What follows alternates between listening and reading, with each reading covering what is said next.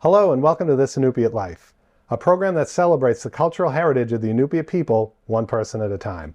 I'm Frank Payuk-Damiano, your host, coming to you from the top of the world in Utqiagvik, Alaska.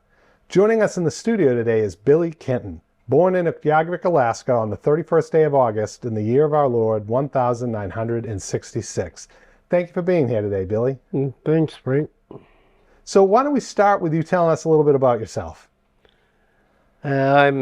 My name is Billy William Kenton, and my Eskimo name is Alalik. I was born and raised here in Barrow, but I lived a couple of years, maybe almost 3 years in Utqiagvik and almost 3 years in Dubuque, Iowa.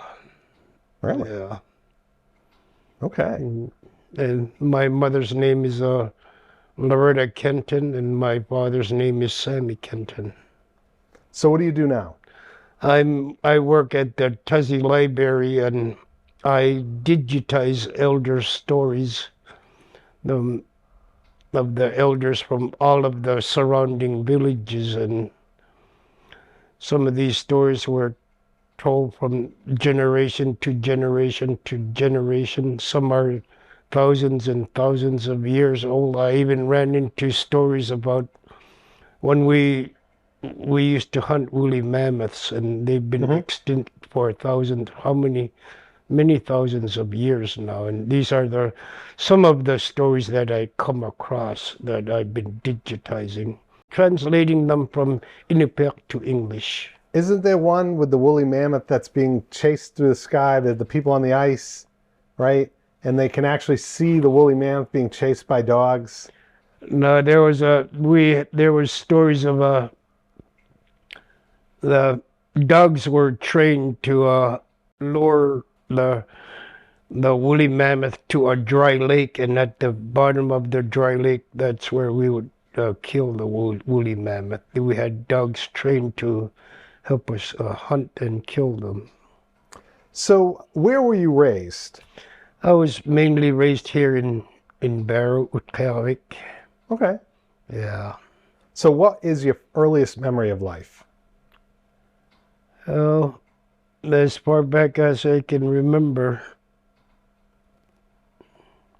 I have so many young memories. Maybe I remember my kindergarten days in school. We had a real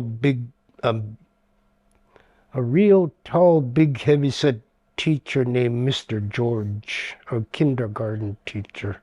He was real nice, and it's by the Busey power plant, but that portion of the elementary school had burnt down, and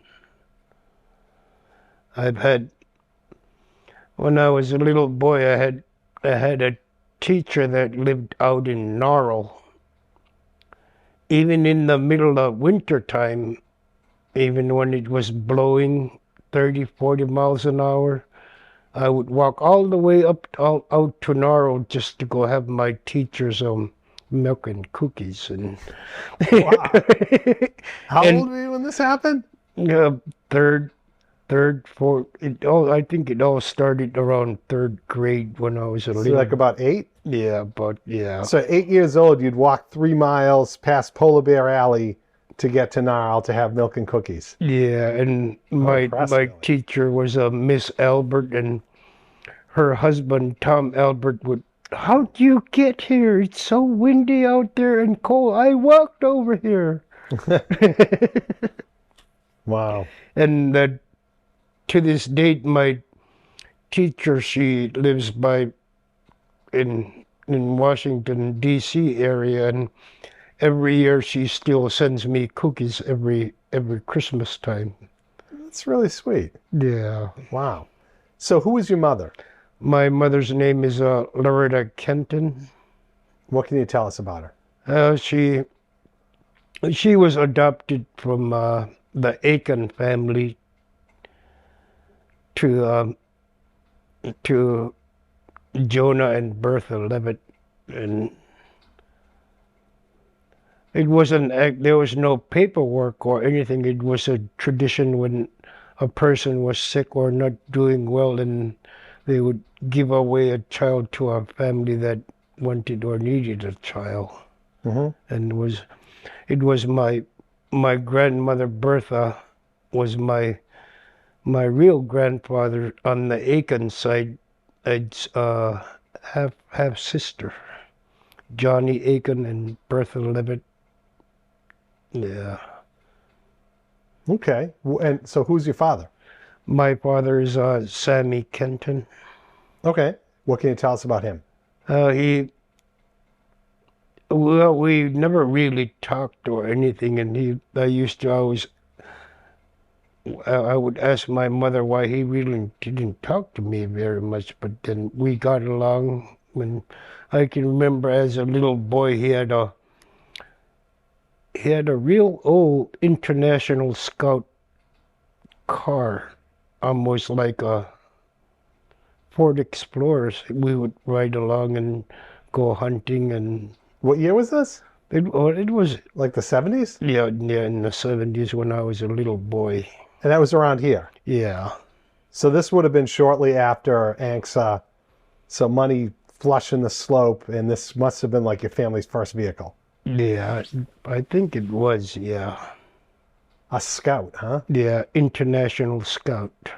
I can remember that, yeah, riding in that as a little boy. Nice. And my grandfather had one of those real old-fashioned army jeeps. Nice. So share a happy memory from your childhood.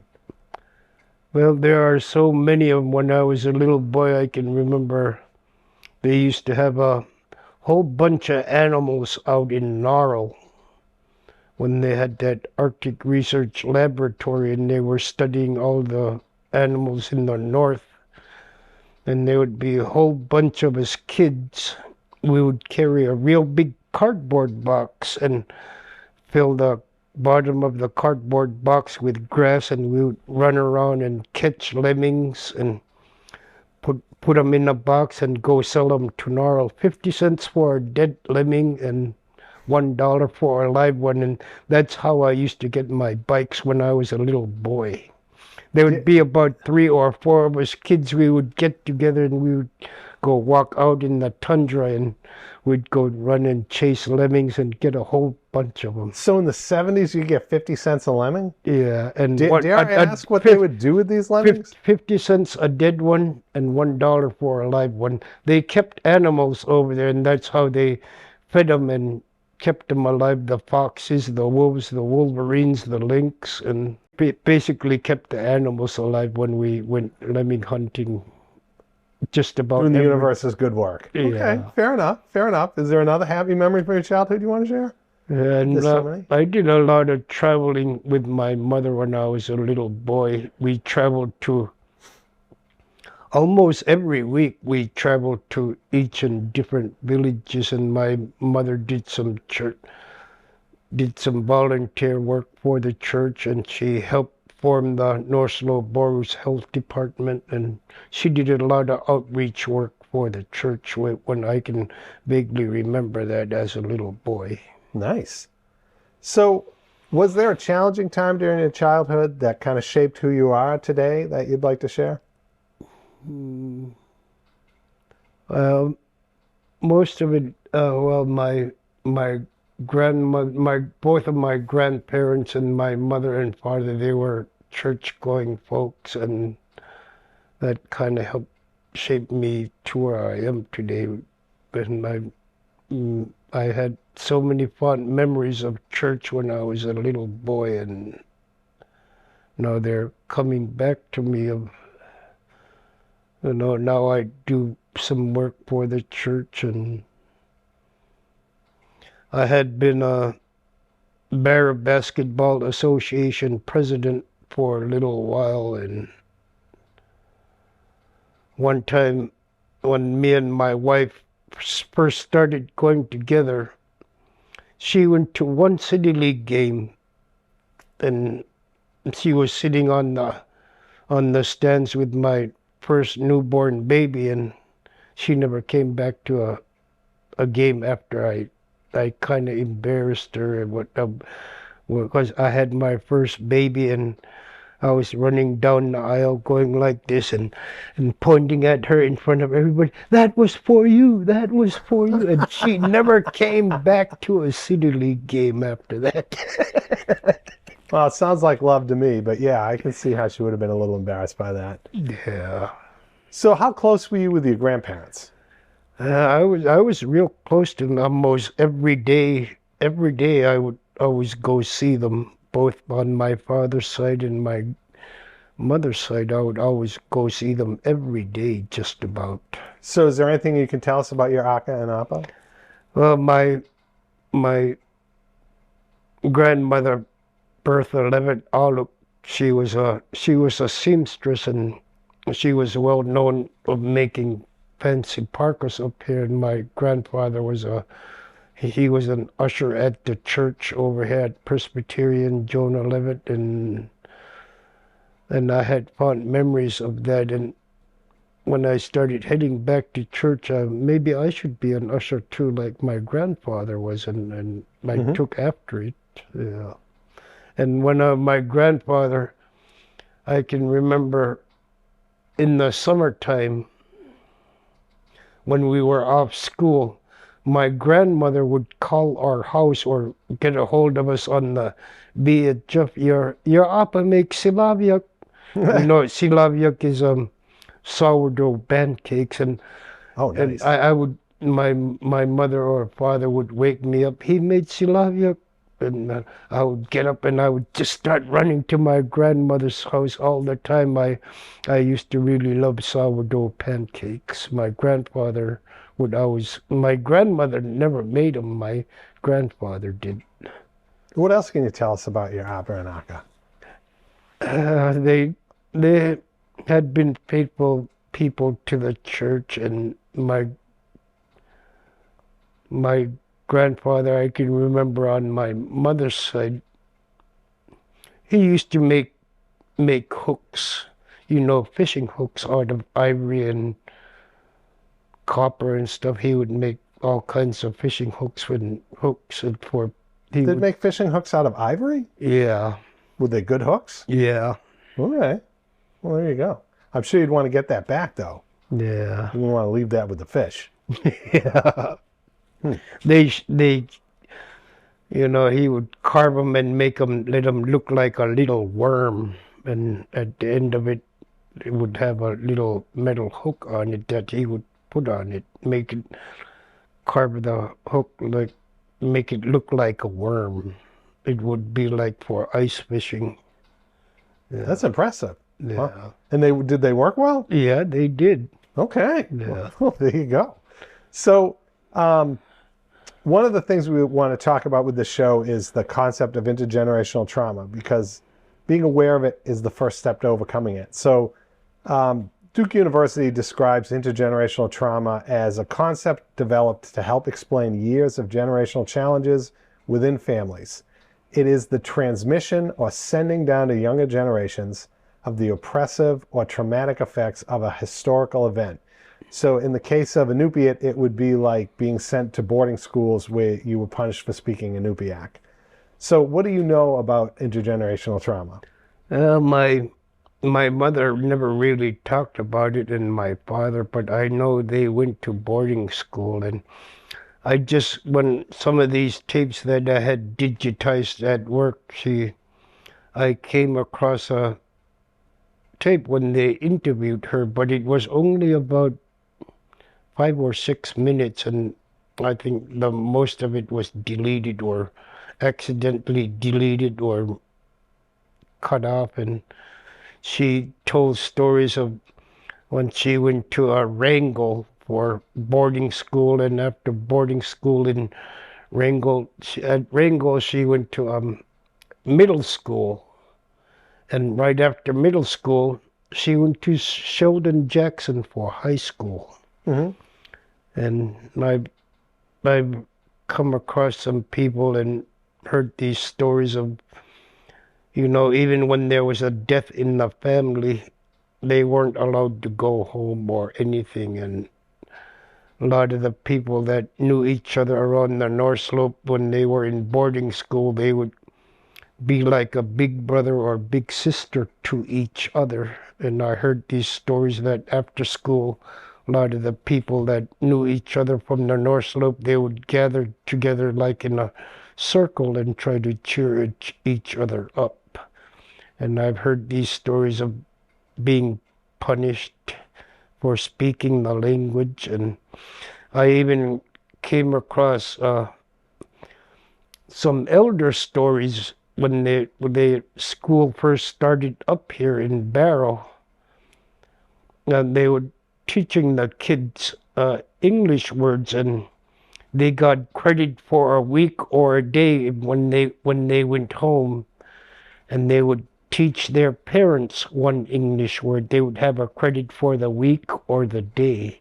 And these are some of the stories that I had come Really? across. So you were encouraged basically to take the English language home and teach your parents. Yeah, some of these elders that some of the stories I heard, they interviewed these 70, 80-year-old elders, men and women in the 60s and 70s, and these elders telling these stories of long ago. And So do you feel that your grandparents were affected by intergenerational trauma? yeah, I believe, well, I know my mother was, and my father was. I know that because I felt it, because when they talked to my grandparents, they would talk to them in our native language, but then when they spoke to me, it would always be English. But I would, when I hear my grandparents and my father or mother talking, I would kind of get close and listen to them. I can understand it real well, but then I have sometimes I get tongue twisted speaking the language, but I can understand it real well. So why do you think they only speak to you in English? Well, I heard these stories of being punished in school, and I even, in the 70s, that was supposed to stop up here. But then when I was a little boy in elementary school to up here in the 70s, we got punished too for speaking our language. And I went through that.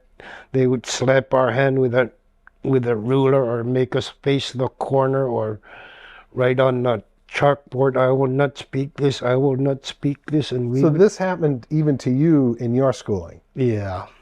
Okay. So what changes have you noticed in Inupiat culture in your lifetime? There's with this economic boom with the Pruda Bay, and there's a whole lot of change that went on. But there's so much I can't really focus on it, but then like everything got materialized, and like the people up here like got spoiled with the economic boom. Yeah. But then I used to go hunting all the time when I was a young teenager and a young man, but then as time went on, I just stick to work, and never really went hunting anymore. And I used to go whaling with a Simic Kanayurok, but after he moved to Anchorage, I never joined another whaling crew, and I just stopped going whaling after. So what changes would you like to see in Inupiat culture? Well, I'd see probably the main thing would be the healing of the people. There's so much trauma and intergenerational trauma that went down passed from generation to generation, and this healing process, I know it's not going to happen overnight, but then this is what I would really like to see, is healing. So which Inupiat value is your favorite? Kinship, probably kinship. There's so many of them, and and having family kinship. And so how does that value influence your daily life? I have my moments where I try to be there for my kids all the time, but they're busy with so much electronic stuff. And when I can remember when my grandmother was alive, she would, like, with all of us relatives and my parents, they would always visit and see each other every day. But a lot of us on that, as younger, born in the 60s and 70s, and our parents had passed away, and we really don't visit each other that much anymore. And this is some of the things that just stopped happening. What is your favorite traditional food? Well, one thing, after trying Inupiat's panaktak, it's like a Eskimo beef jerky, dried caribou meat. Nice. Yeah, and my aunt that lived over there, we would barter and trade with each other. I would send her some frozen whale meat and muktuk, and she would always send me some panaktak, some caribou, like caribou beef jerky, panaktak, dried caribou meat. Their panaktak down there, it's a lot of the people in the outlying coastal villages, we love their panaktak, and something about the inland tutu or maybe the season they get them. And we have panaktak up here, but then it has a little different taste in it. But then the Utqiagvik's panaktak is what I really like. I look forward to trying it. It does. Sounds really good. Yeah. So what's the most important thing you've learned in life? Well, I've made some mistakes in my past and being rebellious, and it took me a long time to forgive myself of my rebellious ways of how I used to be, of drinking and drugging. And I found this new thing in me, like my parents and my grandparents would always be happy when they would be at church all the time, and no matter what happened, they would always be happy. And I still have my moments of being ups and downs, but then I'm having more ups than downs ever since I started coming to then doing some work for the church also, and working on my faith. And my grandmother and my mother and my father, and they were all church-going folks, and no matter what they went through, they would always be happy. And I used to, like I had said before, I'm alcoholic, drug addict, but then through some counseling and working on my faith, going through church, and I'm just glad that I made that decision on my own to start to work on my sobriety. And I'm just so glad because he heals and he transforms. So basically your faith and your fellowship with church. Yeah. Those are important things. I certainly share that with you. So who is the person you admire most and why? I really don't have one, or I have several of them. I know you liked Roy. Yeah, Roy Narek. Well, there's Roy Narek and Mark Oswak and Reverend Reed. They kind of helped me and mentored me to where I am today, and they're the ones that mainly, while I was slowly turning my life around, and they were the ones that really helped me shape me to who I am today. And with Mark Oswak, Roy Nakayak, and Reverend Reed, and some other people as I went through counseling before for drug and alcohol abuse, and one thing that was missing was my faith, and they helped me work on my faith. And And they will always be on my mind. Mark Oswak, Roy Nakayak, and Reverend Reed. Well, I've known you for 7-8 years, and I've certainly seen the personal transformation. So I concur. I've seen the effect that faith in these people have had on you, and I'm really happy. And when I have, and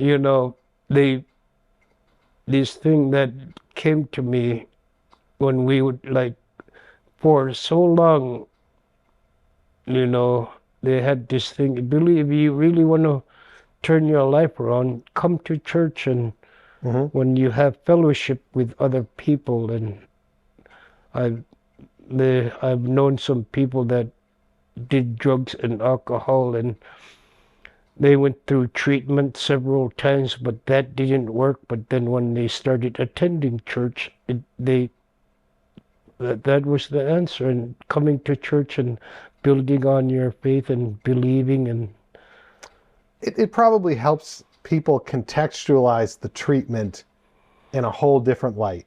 Yeah. And it makes it stick better. I mean, it certainly seems to be what's happening. So this is one of my favorite parts of the show here. Song or story time. So you got to sing a song or tell a story, but you got to do one. What you going to do? Oh, sing us. There was a little kid song we used to sing as a little kids. It's almost like a laughing song. We would sing the up tonic talk, puk up tonic talk, up tonic, puk up tonic, nipanasok mak. Nice. And if you laughed, you would try to make. And if you laughed, the first one that laughed would try to let other people laugh, and that was like game we played as little kids. Well, that's nice. And some of these stories that I've heard, there's so many stories that I can't really focus on one, because I've been digitizing all of the elder stories of a lot of throughout the villages in the North Slope, and there's so many of them that I really can't focus on one, but then there's so many of them that I digitized and made corrections. And on some of these elders, when I hear them talking, even though I'm from Barrow, when I hear elders talking from other villages and listening to them, and I can vaguely know who they are when just hearing their voice when they're talking. And this is what I have done with a Heritage Center's collection. It's like a joint venture between Utqiagvik College and Heritage Center. I've been digitizing at the Tuzi Library. So this is my absolute favorite part of the show, Make a Wish. If you could make one wish on behalf of the Inupiat people, what would that wish be?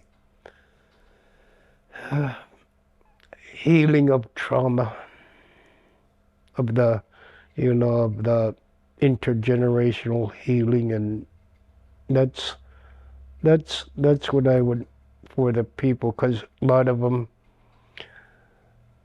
the people up here, they had turned to drugs and alcohol, and this was a faith-based village. Our church used to be filled all the time, Sunday morning, Sunday evening, even Wednesday evening, the church would always be filled. And I have a dream one day that day is going to come back. So, any advice you think on how we can get there? We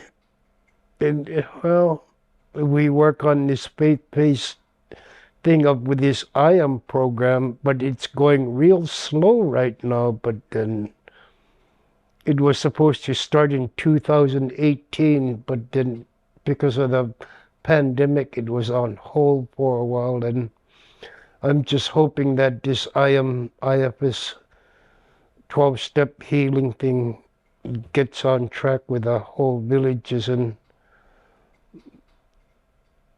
anything is possible when we do the 12-step program, but you don't have to be an alcoholic or drug addict to be in it, and we can use the 12-step for anything.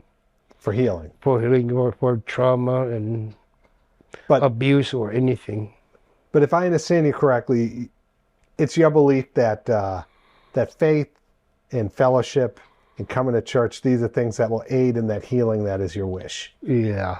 Well, that's the main thing. And as I can remember my parents and my grandparents, they were church-going folks, and no matter what they went through, they would always be happy. Well, I can get behind that. I'll embrace that wish and make it my own, Billy. Mm-hmm. So is there anything else that you'd like to leave us with? Anything you'd like to share with viewers? Yeah, and well, I love what I'm doing at my work at the Tussey Library.